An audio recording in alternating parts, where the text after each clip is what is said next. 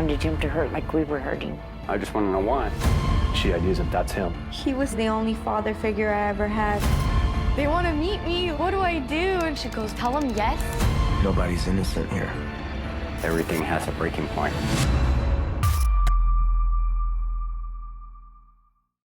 Why Did You Kill Me is an American documentary that follows Brenda Lane as she tracks down those involved in the murder of her daughter, Crystal Theobald, using Myspace.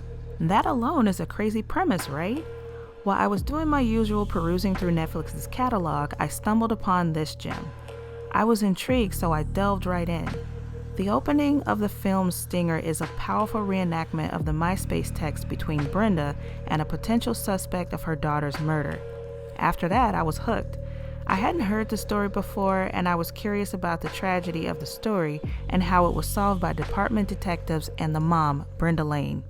The film shows you a very elaborate court-styled reenactment of the crime scene. As I watched Brenda's retelling of the incident, I couldn't help but wonder about the large chunks of story I felt like were missing. Don't worry though, the director Frederick Monk does a great job of filling in the pieces throughout the film as best as he can.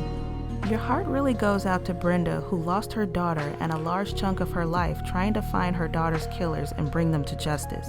She even points out in the documentary that trying to bring the killers to justice took a toll on her mental health, as well as her daughter's murder ripping the fabric of her happy family. When we get to the other side of the story, we as the audience get to learn about the SUV of young Hispanic gang members who were involved in this murder. Many of the young men grew up in a neighborhood and environment where violence and drugs were the only options that they had to take care of their families. The director does a good job of seeing their perspective on the story and how it has essentially affected their lives. If it wasn't for someone being tragically murdered, you almost feel sorry for them because some of them grew up and got out of that environment and started families.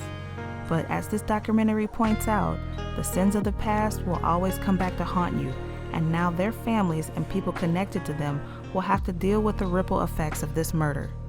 Overall, this is a very sad documentary because in the end, a life was lost and dozens of people got affected by this tragic ripple.